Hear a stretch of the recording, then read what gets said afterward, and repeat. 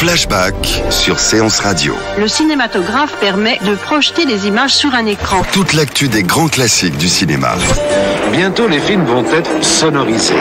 Flashback avec Antoine Cyr et Antoine Julien. Je ne sais pas si vous vous rendez compte de l'aspect grandiose du mélange. Our first full-length motion picture feature in color opens a whole new world of thrill. Flashback sur Séance Radio. Ça, c'est le cinéma.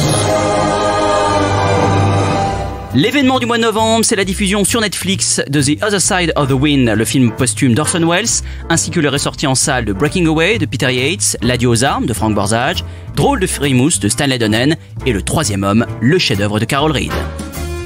L'événement donc de ce mois de novembre, incontestablement, est la diffusion sur Netflix à partir du 2 novembre de The Other Side of the Wind d'Orson Welles, on peut le dire, avec John Huston, Oja Kodar et Peter Bogdanovich. Alors il s'agit d'une reconstruction d'une œuvre inachevée d'Orson Welles, dont le scénario avait été à l'époque coécrit par Orson Welles et sa femme Oja Kodar. L'histoire d'un vieux réalisateur alcoolique sur le déclin qui meurt avant d'avoir achevé son film. Alors on est au début des années 70, Orson Welles a déjà beaucoup de difficultés à monter ses films, après de nombreux déboires aux États-Unis mais aussi en Europe. Il décide de confier le personnage du réalisateur Jack Hannaford à John Huston, son copain John Huston, personnage lui-même inspiré d'Hemingway. Pour l'anecdote d'ailleurs, il paraîtrait que Orson Welles faisait boire constamment John Huston durant le tournage. C'était pas difficile. Mais à mon avis, c'était pas la chose la plus difficile sur le tournage, en effet. Un tournage qui devait durer 8 semaines et qui s'étendra sur 6 années, de 1970 à 1976. Peter Bogdanovich, très proche d'Orson Welles dans la vie. Il avait fait Welles la voix de son documentaire sur John Ford. Enfin, ils étaient, on le sait, extrêmement proches. Joue le protégé d'Hannaford dans le film, comme un miroir évidemment tendu. Welles voulait dès le départ multiplier les points de vue, mixant à la fois le film inachevé d'Hannaford à un faux documentaire sur sa soirée d'anniversaire, mélangeant tour à tour le noir et blanc, la couleur, le 16 et le 35 mm. Le film est produit à l'époque par les films de l'Astrophore, qui était une entreprise franco-iranienne de Mehdi Boucheri, qui n'était autre que le beau-frère du Shah d'Iran. Le tournage s'avère chaotique, victime à la fois du caractère colérique de Welles et de ses crises d'inspiration. Paranoïaque, le cinéaste finit même par s'emparer d'une copie de travail en l'emportant avec lui à Rome, puis va tenter d'emprunter de l'argent à droite et à gauche en cherchant de nouveaux investisseurs. Le tournage achevé en 1976, une bataille juridique s'engage alors avec les films de l'Astrophore, qui, au moment de la révolution iranienne de 1979, empêche les Iraniens de saisir le film. Finalement, après de nombreux déboires successifs, Welles meurt le 10 octobre 1985, laissant donc le film inachevé. S'ensuit alors une longue tentative de reconstruction du film lancée par Oja Kodar. Plusieurs grands cinéastes de renom sont approchés pour reprendre le film, mais ils déclinent les uns après les autres. Un différend éclate alors entre Oja Kodar et l'une des filles de Welles qui empêche les intéressés d'accéder aux 1000 pellicules du film entreposées au laboratoire LTC de Bagnolet, mais l'intervention des producteurs Frank Marshall, James Kuttner-Cole et Philippe Jan Rinza a permis de démêler ces problèmes de droit et l'envoi des bobines à Los Angeles. Le montage, le titanesque travail de montage, est alors confié à Bob Moravsky. Après l'échec d'une campagne de crowdfunding menée pourtant par Wes Anderson et Edgar Wright, Netflix arrive finalement à la rescousse et achève la reconstruction du film. Alors, avant d'en parler très brièvement de ce film que j'ai pu découvrir, je voudrais juste citer un avis assez cassant de Bertrand Tavernier sur le projet dans une interview qui a déclaré que selon lui, Welles n'aurait pas voulu que The Other Side of the Wind sorte. Il ne voulait jamais terminer ses films. Selon lui, il était à bout de course. Il n'avait plus de volonté. Et c'est vrai que le film, en le voyant, laisse un tout petit peu circonspect, ne l'en vend pas tout à fait le doute sur la réelle paternité de l'œuvre. Alors on sait que les producteurs nouveaux, Bogdanovich d'ailleurs fait partie de cette équipe, ainsi que le monteur, se sont inspirés des notes que Welles avait laissées d'un premier montage inachevé, fait avec Yves Descamps à l'époque, mais malgré tout, ce doute ne disparaît pas complètement. Le montage de la soirée d'anniversaire qui est donc entremêlé avec le film, enfin c'est une mise en abîme hein, puisque c'est l'histoire d'un réalisateur qui présente son film, mais à l'intérieur de cela, il y a un documentaire sur le réalisateur lui-même, ce qui fait qu'on est constamment entre deux fictions, on va dire, et justement le montage de cette soirée d'anniversaire est assez épuisant, fait penser à un assemblage un peu trop fabriqué, on a même parfois l'impression que les acteurs n'ont pas tourné ensemble, mais voilà, ça se ressent un peu. On voit des caméras dans chaque plan ou presque, hein, une succession de bribes de conversation entrecoupées, de changements incessants de lieux et de personnages, qui donne un peu le tournis et qui finit par lasser, révélateur sans doute évidemment d'un tournage chaotique. En fait, on aurait aimé finalement, enfin selon moi, c'est mon avis, mais voir l'intégralité du film The Other Side of the Wind, le film d'Anna Ford dans le film et le titre du film de Wells, je ne sais pas si vous me suivez toujours, qui recèle de grands moments de mise en scène, mais je vois qu'Antoine Cyr émet quelques doutes. Non, mais le récit est intéressant, mais la pensée sinueuse. Et le film est très sinueux aussi. Donc la pensée est révélatrice du film. Peut-être que ça sera plus clair pour les spectateurs qui donc ne pourront le découvrir que sur Netflix à partir du 2 novembre. Jake Hannaford. The Ernest Hemingway of the cinema. I just want to know what he represents. The man is infested with disciples. I'm the apostle. Just like me and God. How could you tell us apart? Maverick's new movie? The Other Side of the Wind. What's that about the movie? We don't talk about the movie. So you old guys are trying to get with it. Is that what this movie's about? Well, we don't actually know. What do we know? Jake is just making it up as he goes along. He's done it before. Movies and friendship. Those are mysteries. Mr. Hannaford, could you please slow down? Mr. Hannaford! What he creates, he has to wreck. It's a compulsion. Want me to bring you another scotch? We'll have our own movie. A real movie. The Other Side of the Wind. Well, here it is. If anybody wants to see it. Alors, pour vous laisser respirer, mon cher Antoine, je pourrais peut-être parler un peu de la rétrospective Jean Renoir à la Cinémathèque, hein, parce que, évidemment, Jean Renoir, c'est un des plus grands cinéastes de l'histoire du cinéma français. C'est à la fois quelqu'un qui a fait beaucoup de critiques sociales à toutes les époques, hein, une carrière qui s'étend sur plus de 40 ans. C'est aussi quelqu'un qui a découvert divers âges du cinéma, puisqu'il y a des films en noir et blanc, et puis il y a des films en couleur flamboyant comme French Cancan, comme Le Carrosse d'Or ou comme Helena et les Hommes. Et puis, il y a ce qui est extraordinaire quand même dans cette rétrospective, c'est qu'on peut voir à côté des chefs-d'œuvre les plus connus de Renoir, comme La Bête humaine ou comme La Grande Illusion, qui sont des films qui mélangent à la fois un regard social, un regard historique et une formidable vision de l'ironie du sort, hein, ce qui est extraordinaire. Pour donner l'exemple dans La Grande Illusion, ce moment incroyable où des prisonniers russes en Allemagne voient arriver une caisse énorme qui leur a été envoyée par la tsarine et s'attendent à y trouver des aliments puisqu'ils n'ont pas à manger, et qu'ils ouvrent la caisse et dans la caisse il y a des vieux livres, et ce regard-là de Renoir, il va être présent dans toute sa carrière, et le fait de voir toute son œuvre à la Cinémathèque, ça me paraît vraiment extraordinaire. Et puis il y a des films mythiques de Renoir, hein, qui sont pas faciles à voir. Il y a par exemple La Chienne, qui est un film qui va inspirer ensuite un film de Fritz Lang, qui est un film de 1931 qu'il faut absolument aller voir. Je le dis alors même que j'aimerais bien avoir une place pour aller le voir, donc je fais en quelque sorte une publicité qui m'arrange pas. Allez-y parce que c'est vraiment très bien, mais laissez-moi une place. Et puis il y a aussi les films américains de Jean Renoir, dont certains très étonnants et pas forcément faciles à voir, comme Les Temps tragiques. Et toujours en parlant de la Cinémathèque, j'ajoute également qu'il y a un court cycle autour d'Ennio Morricone du 21 au 26 novembre. Une masterclass sera donnée d'ailleurs par le maître italien le 21 novembre et un concert aura lieu à Bercy le 23 novembre. Ennio Morricone évidemment en complément de l'événement Sergio Leone à la Cinémathèque française. Les ressorties cette fois, mon cher Antoine, avec Breaking Away de Peter Yates, alors qui a un titre français peut-être plus connu qui s'appelle La Bande des Quatre, qui est ressorti le 31 octobre en version restaurée avec Dennis Quaid, Dennis Christopher, Daniel Stern et Jackie Earle Haley.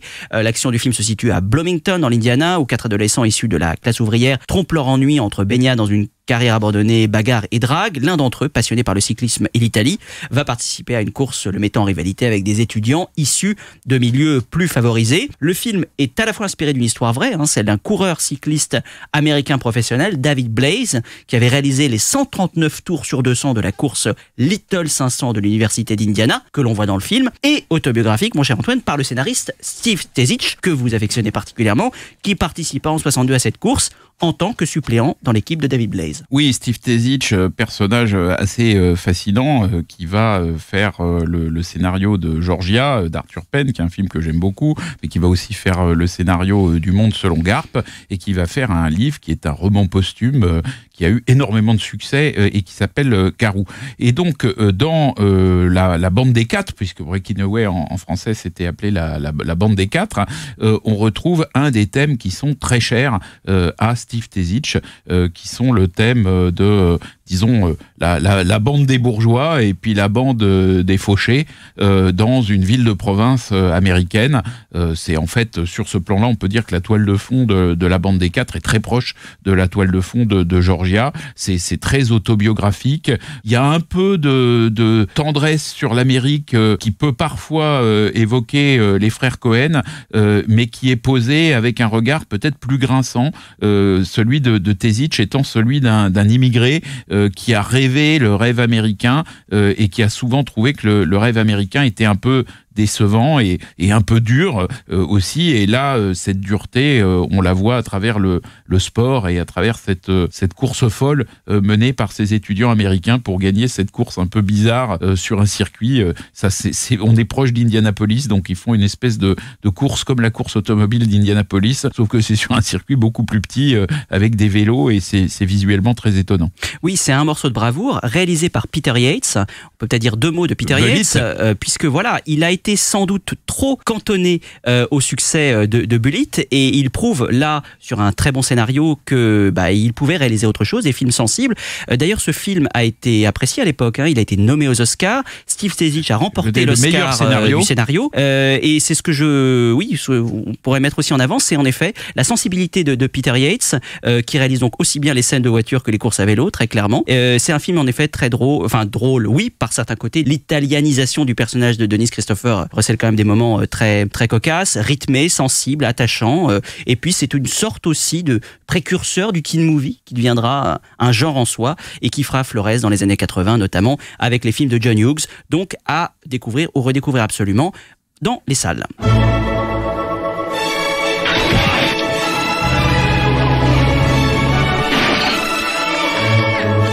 Glad we got fired from the A&P. I mean, right now, we'd be working. Going to college must do something to girls' tits, I swear. Not here. Goddamn bastard, where's that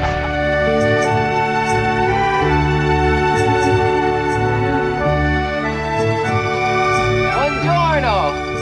He was as normal as pumpkin pie. Figaro, Figaro, Figaro, Figaro. His poor parents. Buongiorno, Papa. I'm not Papa, I'm your goddamn father. There's that Ivy music again. I'm gonna have this out with him now. Papa! Ciao, Papa! I'll tell him he either has to get a job or go to college. Now, who would ever hire a guy like that? Wind up a bum. He'd ruin me if I hired him. The only thing I'm afraid of is wasting the rest of my life with you guys. I thought that was the whole plan. That we were going to waste the rest of our lives together.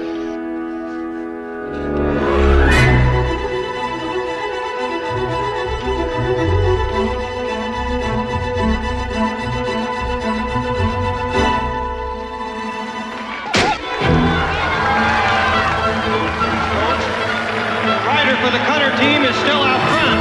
We've learned he has yet to come in for an exchange.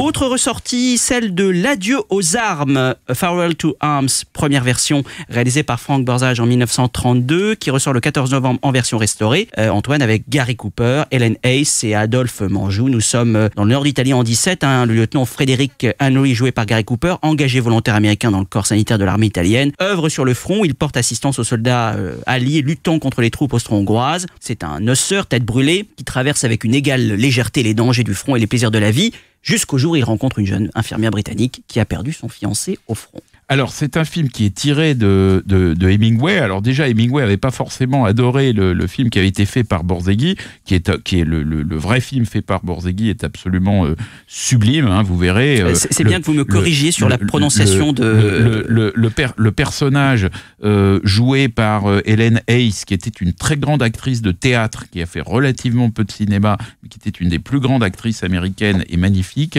Gary Cooper est formidable. Mais il faut savoir que ce film, qui est sorti juste avant l'édiction du code Hayes, du code de censure américain, a été massacré ensuite par la censure, parce que c'est quand même un film dans lequel il y a une histoire de désertion, il y a une histoire d'enfants, enfin en tout cas de femmes qui se retrouvent enceintes hors mariage. Enfin bref, il y a tout ce que la morale américaine réprouvait à l'époque. Et donc, comme c'était un film qui avait eu énormément de succès, il a fallu continuer à l'exploiter après l'arrivée du code de censure, mais ça a été dans une version totalement expurgée, massacrée, qui durait 1 heure, et pendant très longtemps, la version qui circulait, y compris peut-être pas en DVD, mais en tout cas à l'époque des cassettes VHS, était la version massacrée. Et donc là, évidemment, on a droit à une restauration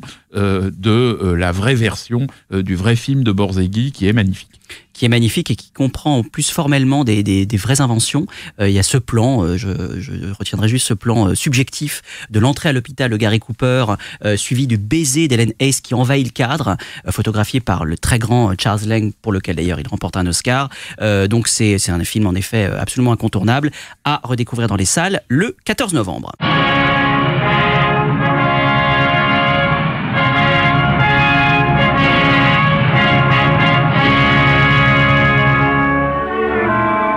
What sort of a town is this? Any girls? Many beautiful English nurses. The most beautiful is Miss Barkley. How do you do? How do you do?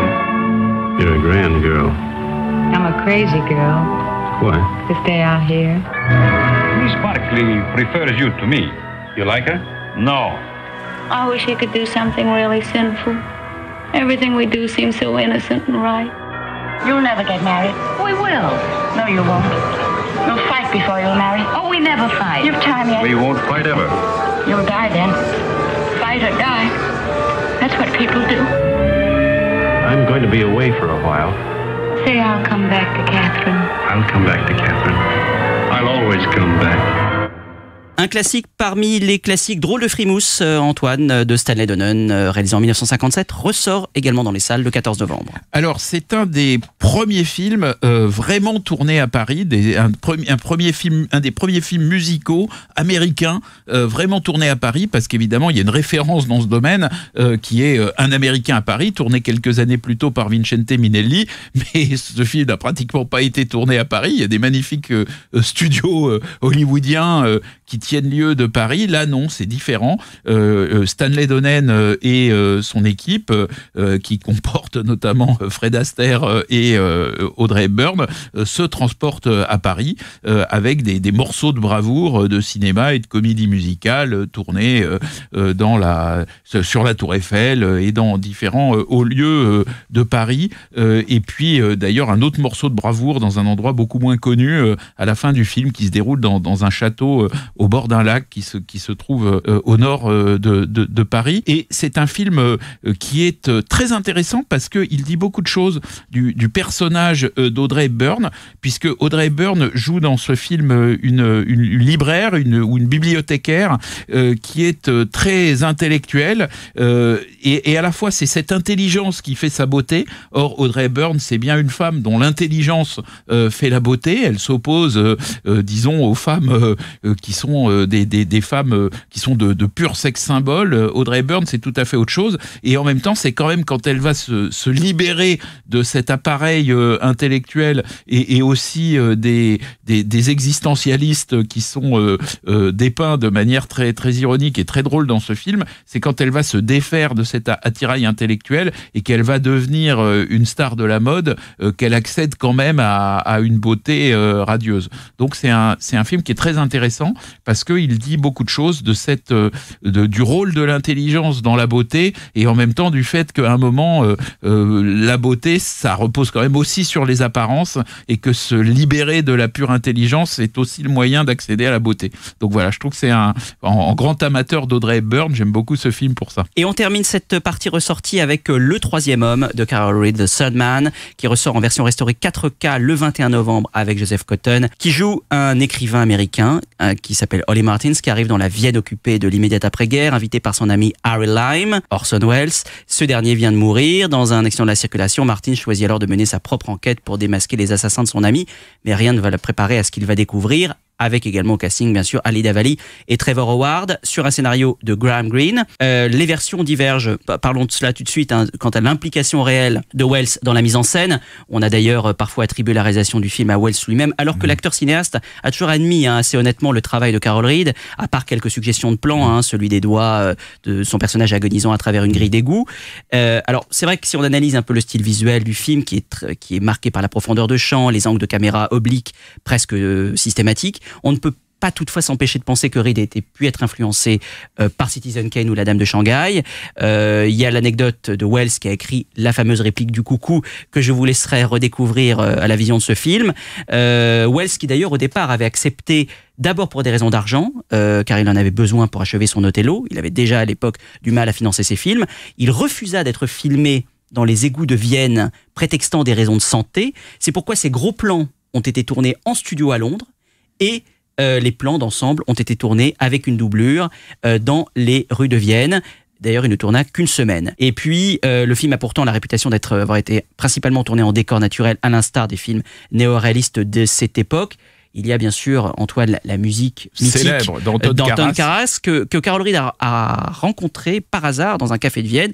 Il lui a demandé alors de lui composer la musique, désormais légendaire, interprétée à la sitar. Et le film a été très bien reçu puisqu'il recevra la Palme d'Or à Cannes et un Oscar de la photographie pour Robert Krasker. La composition par Anton Karas, qui était d'ailleurs pas du tout évidente, parce que donc Carol Reed rencontre Anton Karas dans un Windstube de Vienne qui jouait de la sitar. Il dit c'est formidable, et là il lui dit on va faire un générique, on va faire un air typiquement viennois, et en fait Anton Karas c'était pas vraiment compositeur, il avait dans l'oreille toutes les musiques mais qui se jouaient à Vienne, mais bon, on n'est pas dans la valse, on n'est pas dans il n'y a pas de repère précis, et donc Anton Karas a été littéralement héliporté dans un studio d'enregistrement londonien par Carol Reed, et donc tous les soirs Carol Reed venait le voir en lui disant alors est-ce que vous avez ma musique, et en fait ça durait tous les jours, et le pauvre Anton Karas n'arrivait absolument pas à composer la musique, et il a été littéralement séquestré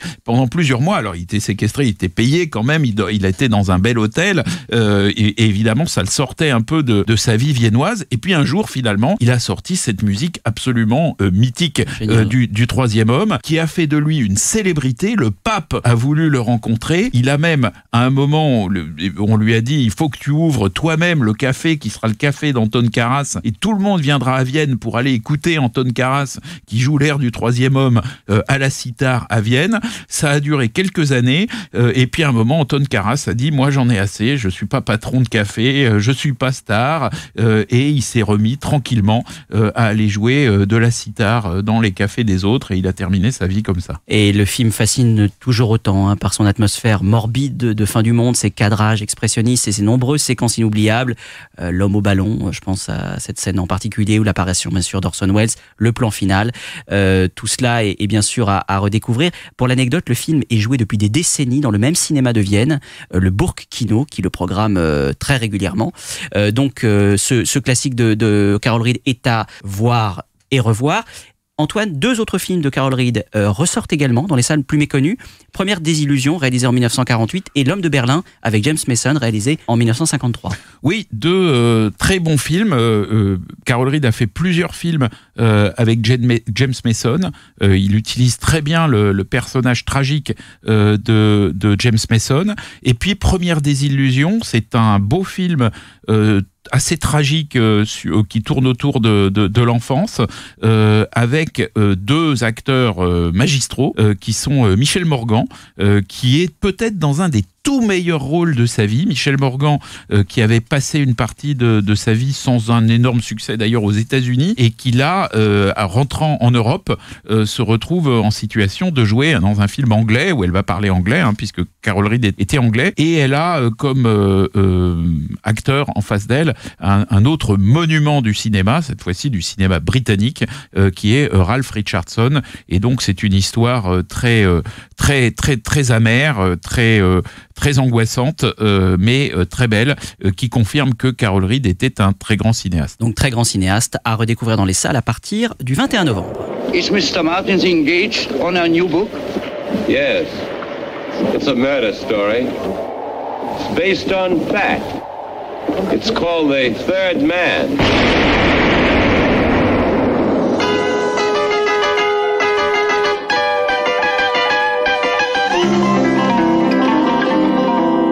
Heard of Harry Lime? Best friend I ever had. So you're going to find me the real criminal. Sounds like one of your stories.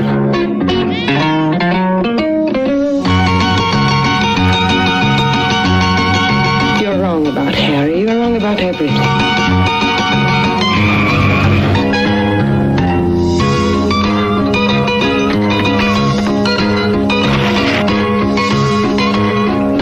Should have gone to the police, you know.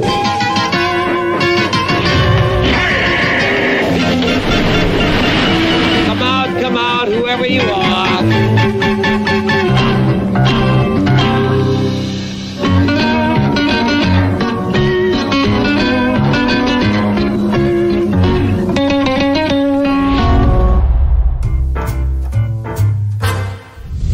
Flashback sur Séance Radio. Le cinématographe permet de projeter des images sur un écran. Toute l'actu des grands classiques du cinéma.